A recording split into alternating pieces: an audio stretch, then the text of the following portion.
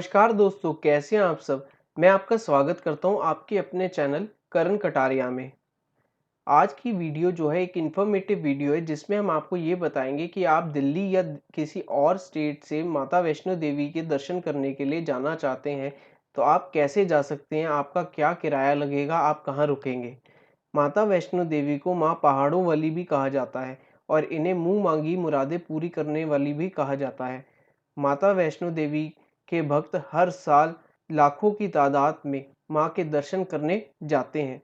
तो दोस्तों, अगर आप भी माता वैष्णो देवी के दर्शन करना चाहते हैं या दर्शन करने के लिए जा रहे हैं, तो कृपया इस वीडियो को पूरी तरीके से देखें ताकि आपका सफ़र आसान हो। तो वीडियो में आगे बढ़ते हैं। दोस्तों, अगर आप माता वैष्णो देवी के दर्शन करने के लिए जा रहे हैं, तो वहाँ पे जाने के लिए आपके पास 3 मार्ग हैं। या तो आप अपनी स्वयं की गाड़ी से जा सकते हैं, या फिर आप बस ले सकते हैं, या फिर ट्रेन ले सकते हैं। वैसे सबसे उत्तम रास्ता जो है वो ट्रेन का है। ट्रेन जो है एक ईज़ी रास्ता है और कन्वीनिएंट भी पड़ता है। मैं आपको सजेस्ट करूँगा कि आप ट्रेन से जाएँ और रात का सफ़र तय करें ताकि आप रात को खाना खाकर सो जाएँ और सुबह जब उठें तो आप कटरा डायरेक्ट पहुँचे हों। लेकिन दोस्तों, अगर आप बस से जाना चाहते हैं तो मैं आपको बता दूँ, बस से मिनिमम किराया जो दिल्ली से पड़ता है वो ₹450 है, जो कि सबसे ज़्यादा 2000 तक जा सकता है। वो डिपेंड करता है कि बस कितनी अच्छी है, किस तरीके की सुविधाएँ देती है। इसी तरीके से अगर आप ट्रेन से जाते हैं, जो कि हमारा सजेशन है, तो कुछ बहुत बेहतरीन ट्रेन्स हैं जो दिल्ली से सीधा कटरा उतारती हैं। इनमें से कुछ ट्रेनें ऐसी हैं: Shri Shakti special, Jammu mail, Jhelum express, Uttar Sampark Kranti, Vande Bharat और काफ़ी ऐसी ट्रेन्स हैं जो सीधा कटरा उतारती हैं। दोस्तों, आप थर्ड एसी, स्लीपर या सेकंड सीटिंग से जा सकते हैं। क्योंकि सफ़र लंबा है तो मैं आपको सेकंड सीटिंग का ऑप्शन अवॉइड करने को कहूँगा। आपके बजट के ऊपर आप थर्ड एसी या स्लीपर ले सकते हैं। अगर आप स्लीपर के थ्रू जाते हैं तो मिनिमम किराया जो है वो ₹350 है और मैक्सिमम किराया जो है आपका ₹500 है। ये किराया एक तरफ का है। यहीं अगर आप थर्ड एसी से जाएँगे तो मिनिमम किराया ₹900 है और मैक्सिमम किराया ₹1500 है। दोस्तों, मैं आपको सजेस्ट करूँगा कि गर्मियों के मौसम में अगर आप जा रहे हैं, तो आप स्लीपर भी ले सकते हैं। और अगर आप सर्दियों के मौसम में जा रहे हैं, तो ऊपर बहुत ठंड होती है। अमृतसर क्रॉस करते ही ठंड बहुत ज़्यादा बढ़ जाती है, इसलिए मैं आपको सजेस्ट करूँगा कि सर्दियों के मौसम में आप थर्ड एसी का ऑप्शन लें। तो दोस्तों, सफ़र में चलते-चलते अब हम यात्रा पर्ची की बात कर लेते हैं। यात्रा पर्ची बनवाना बहुत ही ज़रूरी है। बिना यात्रा पर्ची के आपको माता की यात्रा नहीं करने दी जाएगी। यात्रा पर्ची को रजिस्टर करने के 2 ऑप्शंस हैं। आप ऑनलाइन भी यात्रा पर्ची के लिए रजिस्टर कर सकते हैं। उसके लिए आपको maavaishnodevi.org वेबसाइट पे जाना होगा। वहाँ पे आपको ऑनलाइन सर्विसेज टैब को क्लिक करना है और उसके बाद आपको सबसे पहले maavaishnodevi.org पे खुद को रजिस्टर करना है, जहाँ पर आप लॉगिन आईडी या यूज़र आईडी पासवर्ड के साथ क्रिएट करेंगे। फिर आप ऑनलाइन सर्विसेज में यात्रा पर्ची के लिए रजिस्टर कर सकते हैं, जिसको रजिस्टर करने के बाद आपको उसका प्रिंट आउट लेना है। एक तरीका तो ये है। दूसरे तरीके में आप ऑफलाइन मोड का इस्तेमाल कर सकते हैं।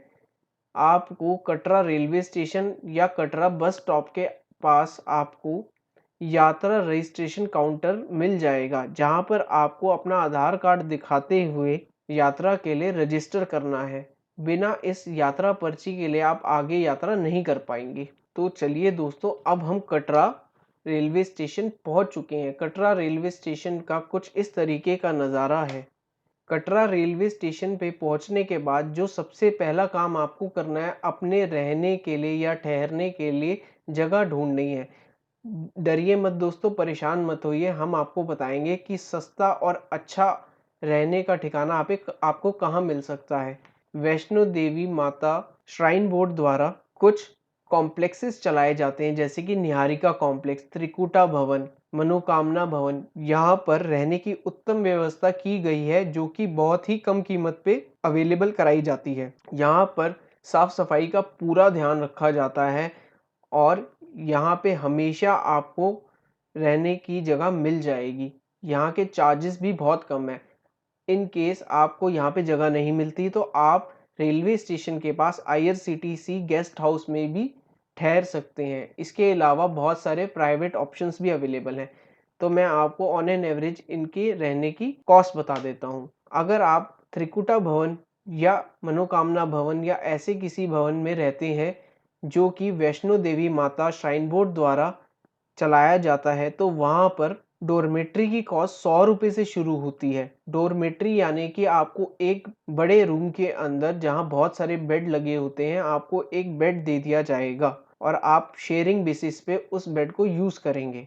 तो वहाँ पे चार्जेस 100 रुपए से शुरू होते हैं और मैक्सिमम चार्जेस जो हैं 250 रुपए तक जाते हैं। यहीं अगर आप अपने लिए डबल बेड रूम लेते हैं तो वो 400 रुपए से लेके 1000 रुपए तक जाते हैं। यहीं अगर आप प्राइवेट होटल में रूम लें तो वह 700 रुपए से लेके 6000 रुपए तक जाते हैं।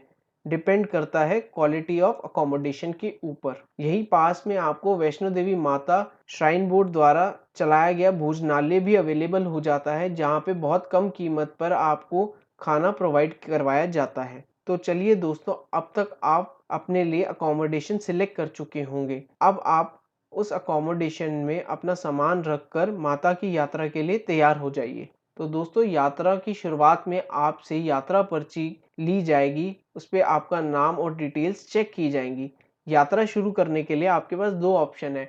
या तो आप बाणगंगा मार्ग से जा सकते हैं, जिसे पुराना मार्ग भी कहा जाता है, या फिर आप ताराकोट मार्ग से जा सकते हैं, जिसे नया मार्ग भी कहा जाता है।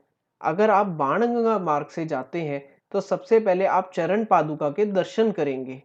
लेकिन अगर आप ताराकोट मार्ग से जाते हैं तो उस रास्ते से आपको चरण पादुका के दर्शन नहीं होंगे।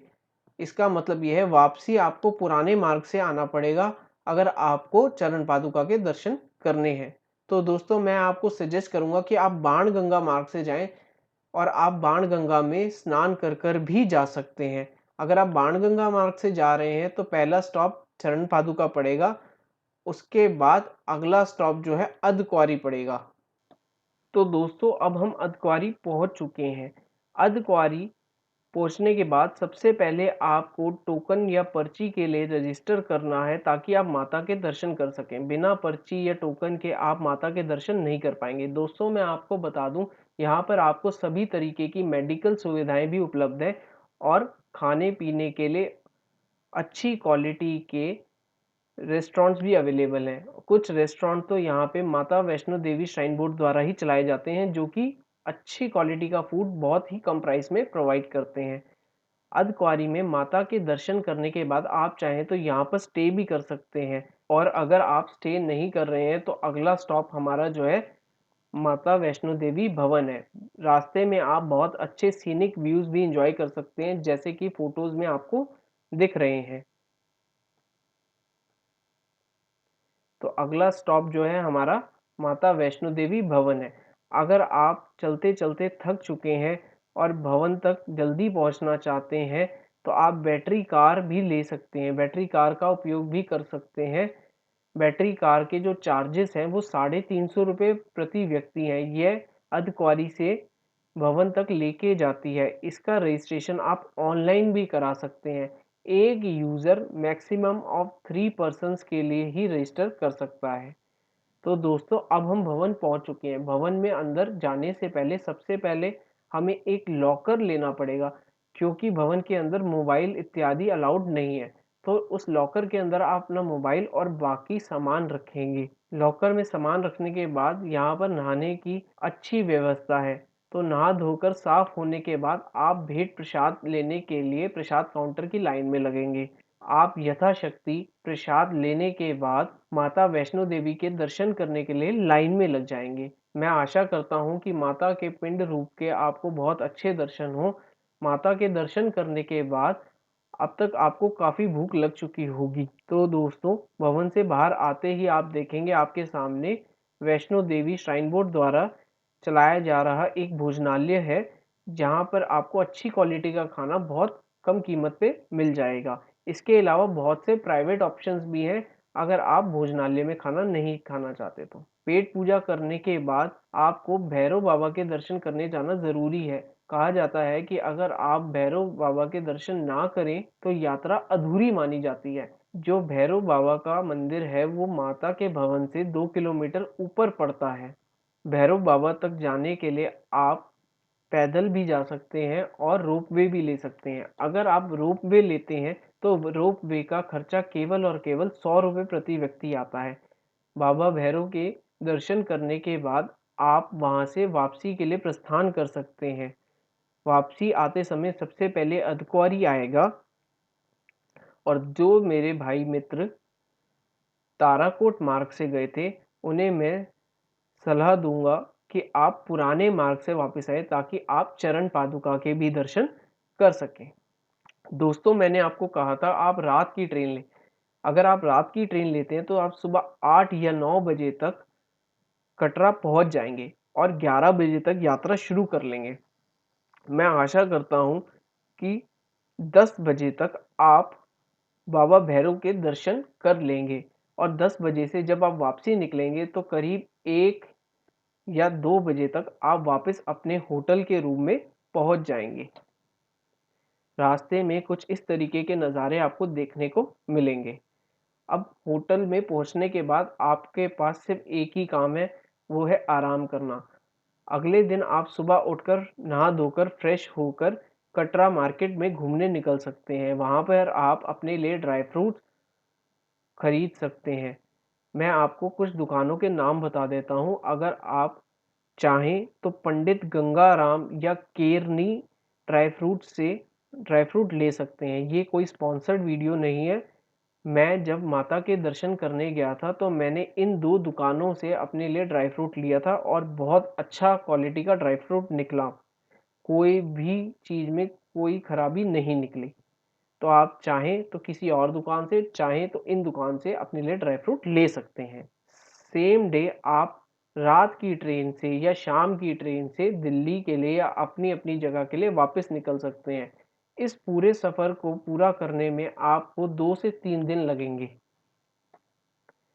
हमने एक एक्सपेक्टेड कॉस्ट पर पर्सन का चार्ट बना के दे दिया है। अगर आप थर्ड एसी से जाते हैं तो पर पर्सन कॉस्ट आपको 4100 के आसपास पड़ेगी। यहीं अगर आप स्लीपर से जाते हैं तो पर पर्सन आपको कॉस्ट 2800 के आसपास पड़ेगी, और अगर आप सेकंड सीटिंग से जाते हैं तो 2400 के आसपास पड़ेगी, और बस से जाते हैं तो 31 के आसपास पड़ेगी। ऑन एन एवरेज जो प्राइसिंग आपको पर पर्सन पड़ेगी वो है 3000। कुछ चीज़ें हम आपको आपके साथ कैरी करने को ज़रूर कहेंगे। आपको अपने साथ एक छोटी-सी मेडिकल किट ले जाना बहुत ज़रूरी है। यह कभी भी काम आ सकती है। वैसे तो माता वैष्णो के दरबार में इतनी बारिश नहीं होती, लेकिन बादलों का मिजाज कोई भी नहीं पढ़ सकता। अगर आप बर्फ़ देखने के पर्पज़ से माता वैष्णो देवी के दर्शन करने जा रहे हैं, तो मैं आपको सलाह दूँगा कि आप 15 दिसंबर से लेके 30 जनवरी तक के समय में जाएँ। इस समय यहाँ पे बर्फ़ होने के चांस सबसे ज़्यादा होते हैं। अगर आपको मेरी वीडियो अच्छी लगी हो, तो वीडियो को शेयर करें, लाइक करें, हमारे चैनल को सब्सक्राइब करें। हम कोशिश करेंगे कि कुछ इस तरीके की इन्फॉर्मेटिव वीडियोज़ आपके लिए लाते रहें। वीडियो देखने के लिए धन्यवाद। माता वैष्णो देवी आपकी झोलियाँ भरती रहे।